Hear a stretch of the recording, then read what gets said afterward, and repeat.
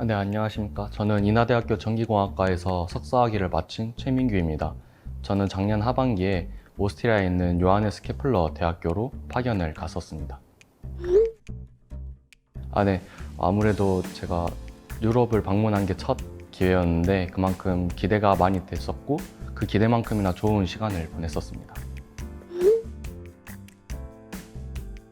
아무래도 해외 대학과 같이 공동 연구를 한다는 것 자체가 한 명의 연구자로서 굉장히 좋은 기회이기 때문에 좋은 경험이 될 것으로 생각을 하여 참가를 결심했습니다.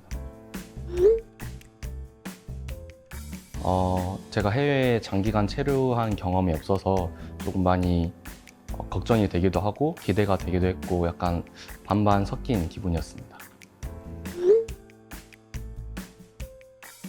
근데 제가 출국 당일에 비행기가 결항이 돼서 다른 항공편으로 갔었는데 좀 많이 당황했었던 기억이 있습니다. 그래서 이 영상을 보고 계신 분들께 제가 드리고 싶은 말씀은 결항이 생각보다 굉장히 자주 되는 것으로 알고 있어서 결항이 되더라도 당황하지 않고 승무원분의 안내에 따라서 하면은 잘 도착할 수 있을 것으로 생각이 됩니다. 네, 저는 전기자동차에 들어가는 모터를 연구를 했습니다. 특히 AI 기법과 최적화 기법을 활용해서 모터의 성능을 조금 더 올리는 웹에 대해서 연구를 했습니다. 네, 아무래도 전기자동차라는 것 자체가 요즘에 굉장히 핫한 어플리케이션이기도 하고 또 4차 산업혁명인 만큼 AI 기법을 활용한 연구들이 굉장히 많습니다. 그래서 최근에 AI 기법을 전기차에 활용하는 논문들이 조금 많이 나와서 저도 이 부분을 연구하면 좀 재미있을 것 같기도 하고 연구적으로도 많은 것을 할 수 있겠다라고 생각을 해서 네, 결정했습니다. 정량적인 부분이랑 정성적인 부분으로 나누어서 설명드릴 수 있을 것 같은데요. 우선은 공동 연구 과정을 통해서 논문이라던가 특허와 같이 눈에 보이는 결과를 얻을 수 있어서 굉장히 좋았던 기억이 있습니다. 그리고 이와 조금 약간 다른 측면으로는 공동 연구를 하면서 이슈가 발생했을 때 그거를 어떻게 좀 핸들링 할 수 있는지 그 부분을 배울 수 있어서 이거는 회사에 가서도 조금 효과적으로 잘 사용할 수 있겠다라는 생각을 했습니다. 상대적으로 굉장히 자유로운 분위기였던 것으로 기억합니다. 특히 한국에서는 교수님의 좀 케어가 집중적으로 많이 오는데 해외 같은 경우에는 제가 아무래도 파견 학생이다 보니 잠깐 왔다가 가는 학생으로 인식을 해서 1대1 밀착으로 하진 않고 약간 자유롭게 할 수 있게끔 할 수 있는 분위기였습니다. 그만큼 제가 하고 싶은 연구를 할 수 있고 하지만 그만큼 좀 책임감을 가지고 더 열심히 해야 되는 분위기였던 기억이 있습니다. 네, 언어적인 어려움은 아무래도 있었습니다. 그래서 저 같은 경우에는 한 달에 한 번씩 해외 대학 교수님과 1대1 대면 미팅을 했습니다. 그래서 미팅을 하기 전에 미팅에 사용할 PPT 슬라이드를 직접 영어로 만들고 대본이랑 그다음 예상 질문이랑 거기에 대한 답변까지 미리 영어로 준비해서 갔는데 그게 굉장히 큰 도움이 됐던 것 같습니다. 네, 굉장히 큰 도움이 됐다고 생각합니다. 당시 제가 파견 갔던 그 해외 교수님이 굉장히 오랫동안 연구를 해왔어서 굉장히 고 퀄리티의 피드백을 받을 수 있어서 연구를 조금 더 좋은 방향으로 수정해 나갈 수 있었던 것 같습니다.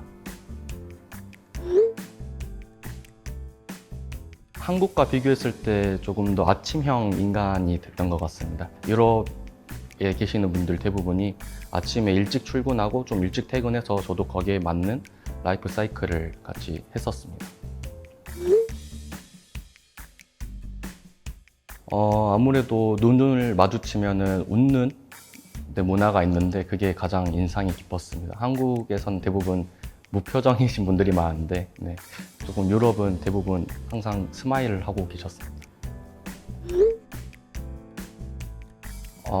연구적인 측면이랑 생활적인 측면 두 개가 있는데요. 아무래도 연구적인 측면에서는 제가 작년 말에 SCI 저널에 논문을 투고하고 최종 억셉이 된 것을 작년 말에 이메일로 받았습니다. 그 이메일을 받았을 때 가장 큰 네, 기쁨을 받았었고, 영구적이 아닌 좀 생활적인 측면에서는 제가 크리스마스 때 휴가를 내고 아이슬란드에 갔는데 그때 오로라를 운 좋게 봐서 그게 가장 기억에 남습니다.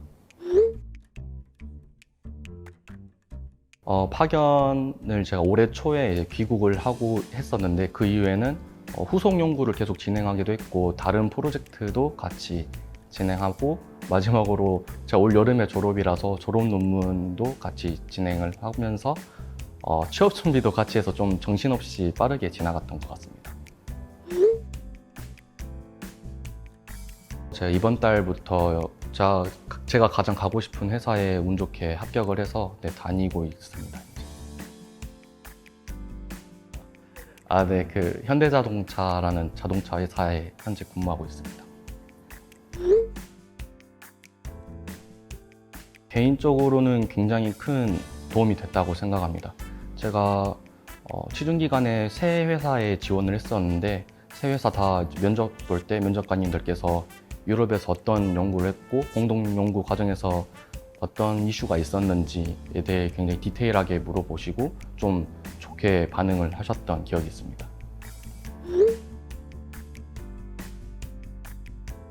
제 생각에는 결국에는 연구실은 연구를 한다는 그것은 본질적으로 똑같다고 생각합니다.